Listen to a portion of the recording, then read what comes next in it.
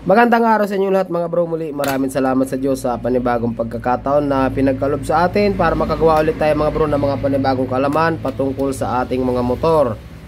Ito mga bro, ngayon araw sasagutin po natin yung nagtatanong tungkol sa handle switch ng Raider 150. So marami nagme-message sa akin sa Facebook ano daw yung connection or paano i-convert sa ibang switch. Halimbawa sa Honeywell switch or sa tie switch, paano i-convert yung handle switch. Kasi mga bro, kapag kabisado nyo yung switch, kaya nyo ikabit kahit anong handle switch, kung ano man ang gusto nyo ikabit. Ito kasi mga bro, mayroon ditong komplikado, mayroong kakaiba, hindi basta-basta ikabit dito sa handle switch ng Raider 150. Kasi mayroon dito na output ay umaabot ng 18 volts. Ayan mga bro, bago natin umpisahan, syempre yung mga bago pa lang po dito sa ating channel, huwag niyo pong kalimutan mag-subscribe para po lagi kayong updated tuwing mag-upload po tayo ng mga panibagong video.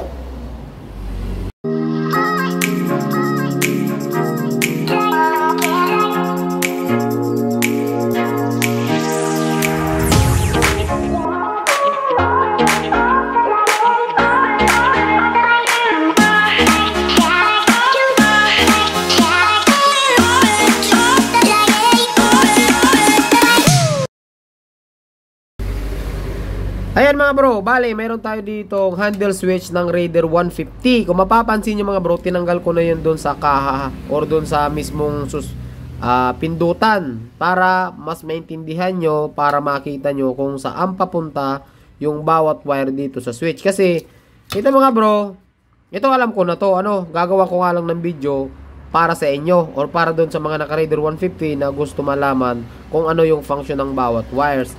So, umpisahan natin dito mga bro, itong wire na yan, ayan, mapapansin nyo dito mga bro, kulay, yan, itim na may stripe na blue, at saka itim na may stripe na white. Okay? Pero yung itim na may stripe na blue na yan, hindi nyo na makikita dito yan. Ayan, wala nang lumabas dito dyan. Okay? Ang nandito lang is yung itim na may stripe na white. Para saan ba yan mga bro? Ayan, papunta po yan ng busina. So, positive trigger po ang busina ng Raider 150. Yung kulay blue na yan, nakakonik yan dito sa orange. Ayan. Kung babalatan natin, ayan o. Kung babalatan natin, dito magkasama yung orange at saka yung blue. Ayan, maliwanag tayo dyan mga bro So, ang output ng busina dito ay itim na may stripe na kulay white. Ayan. So, tapos na tayo dito sa isang wire. Ngayon, isunod natin mga bro yung tatlong wire. Itong kulay itim, solid black, tapos light blue, at saka light green. Ito naman na tatlong wire na ito mga bro, yung ating light blue, yan yung galing ng flasher relay. Yan, galing yan mga bro ng flasher relay. Tapos, itong kulay black, at saka yung ating light green mga bro. Yan, papunta po yan ng left and right signal light. Okay, left and right signal light. Diba meron tayong left at meron tayong right na signal light. Tapos itong light blue, yan yung mga galing ng flasher relay. So dito, makikita nyo dito yan mga bro. Bale, ito yan ang tatlong wire na yan. Ayan, ito yung tatlong wire. Ito yung galing ng flasher, yung light blue, at yung left and right, ito yan. Yung ating black at saka yung light green. Okay? Maliwanag tayo dyan mga bro. Ngayon, dito tayo sa ayan, tapos tayo dito. Ngayon, dito tayo ngayon mga bro. Ito ang komplikado dito. Ito mga bro, ang komplikado dito. Dito sa mga wirings ng Raider 150. Ayan. Sa Raider 150 mga bro. Nga pala, ito yung ating park light. Isama na natin itong park light, yung ating brown. Ayan. Ayan yung ating brown. Ay, brown. Gray. Gray na nagpa-brown. Kasi, ang switch natin, mayroong mode dyan isa, dalawa. Okay? So, ayan. Kung mapapansin nyo, yung main, yung ating, ayan, yung main, yung ating orange. Pag pinindot nyo ng isa, magkakaroon naman itong gray. Okay? Magkakaroon naman yung gray. Tapos, iilaw din ito mga bro. Ayan. So, dito, ito ang tandaan nyo mga bro wire.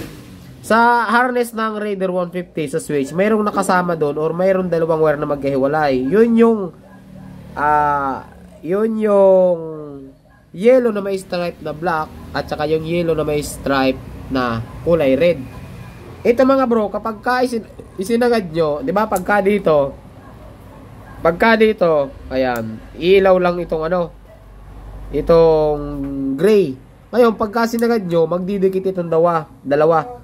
Pag once na nagdidikit itong dalawa, automatic, iilaw na yung ating low. So, dito mga bro sa Raider 150 na FI, magkaiba yung supply ng low at saka ng high. Okay? Magkaiba yung supply ng low at saka ng high. So, ang mangyayari dyan, ganito. Ito kasi mga bro, kakaiba to. Ayan o, kakaiba yan mga bro. Tingnan nyo kung mapapansin nyo. Kasi, kung mapapansin nyo, ayan o, di ba? Dapat sa ganitong high and low, ang nandito lang is dapat 3 wires lang. Ayan o, 3 wires lang dapat.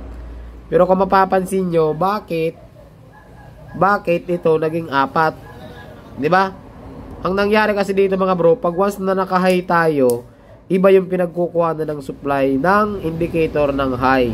So, dito muna tayo sa low. Pagka ginanito nyo, iilaw ang magkakaroon ng supply itong gray. Which is, ito yan mga bro. Okay? Positive yan, galing ng battery. Kasi nga, accessory wire ang pinanggagalingan niya yung kulay orange.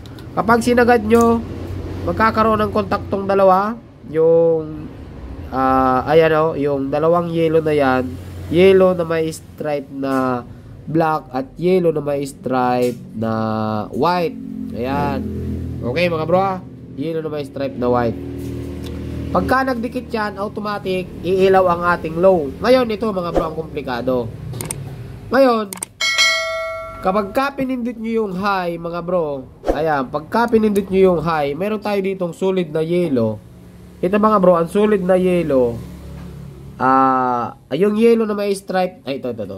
Yung solid na yellow na yan mga bro, galing po yan ng ating rectifier. So, ang output nito mga bro ay 18 volts. Ito yung sinasabi ko sa iyo na may output na 18 volts. So, dito naman nanggagaling yung supply ng high. Okay? Dito nanggagaling yung supply ng high. Ito yun. Yellow na may stripe na kulay puti. Diyan nanggagaling yung supply ng high. Okay? Ay, dito nanggagaling yung supply ng high sa yellow. Ayan, tinatransfer niya papunta sa high. Ngayon, ang komplikado, di ba kailangan natin ng indicator. Pag nag-high ka, merong ilaw na kulay blue dun sa panel natin para malaman natin na umilaw na nga yung ating high. Kumbaga, high indicator. High beam indicator. Ngayon, ito, mayroon natitira ditong violet mga bro. Ayun o. Yung violet na yan, ito mga bro, ay papunta ng indicator. Pero, iba ang supply niya. Hindi siya nanggaling dun sa 18 volts. Kasi, masisira mga bro yung indicator natin. Masyadong mataas yung 18 volts para dun sa napakaliit na ilaw ng indicator ng Raider 150. Ngayon, ito ang kakaiba mga bro sa ginawa nila. Ano kayo dito mga bro? Sana all. Diba, magkaroon tayo dito ng orange. Ayan yung orange. Pag ginanito nyo, magkakaroon yung gray, which is yung ating park light, tsaka yung tail light. Pag isinagad nyo pang isa, yung orange na yun mga bro, nililipat niya dito sa kulay puti. Ayan, merong wire na maliit na kulay puti. Ito yan o. Diba? Ito yung kulay puti. Tapos, dyan naman nakatap yung high natin. Ayan o. Pagkahinay nyo to, ayan o. Pagkahinay nyo yan, anong nangyayari? Ito. Anong nangyayari dyan mga bro? Yung ating puti, tinatransfer na dito sa violet. Ayan, tinatransfer niya sa violet. Okay? Tinatransfer niya sa violet. Kaya yung violet, nagkakaroon siya ng supply na 12 volts papunta sa indicator ng high beam. Pero hindi po yan magkakonektado. Yung dilaw, ayan yung dilaw, yung solid na dilaw, at saka yung ating ito. Yung solid na dilaw at saka yung ating pula, yan yung ating high, di ba? Ito yung ating high.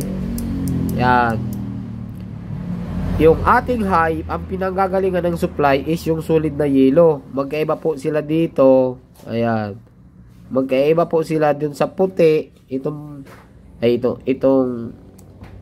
ayan o, yung white ay yung yellow na may stripe na white at yung yellow na may stripe na kulay black. Pag nagdikit yan, automatic iilaw yung low nyo. Okay? Naliwanag tayo dyan mga bro ha. Iilaw yung low nyo. Automatic, iilaw to. Nakalow yan, nakaganyan yan. Ngayon, pagkahinay nyo yan, pagkahinay nyo, mamamatay ito, mawawalan siya ng supply. Ang iilaw naman dito is yung ating yellow na may stripe na kulay red. Pero, tandaan nyo mga bro, hiwalay ang pinanggagalingan nito. Hindi nyo pwedeng pagsamahin yung violet at saka yung wire ng papunta sa high. Kasi, ang kailangan ng violet ay 12 volts. Ngayon, ang high naman natin ay 18 volts. Okay? 18 volts ang supply sa high. So, maliwanag tayo dyan mga bro ha. Ngayon, tapos na. Naubos na natin yung wire. Yun lang mga bro yung wiring color coding sa Raider FI. Sana nasagot ko yung mga naka-Raider. Marami kasi nagme-message sa atin. Medyo malabo pa mga bro. Pero ayan kung mapapansin nyo. Kakaiba kasi mga bro yung wiring talaga kakaiba. Kasi mayroong 18 volts at mayroong 12 volts. Iba ang supply ng low, iba ang supply ng high, at iba ang supply ng indicator sa high beam. Ang supply sa indicator ng high beam ay yung ating violet. Yan, ito yung ating mga bro, yung ating violet. Okay? So yun mga bro, hanggang dito lang yung ating video. Magandang araw sa inyong lahat. Ride safe lagi mga bro. Good. Ayan,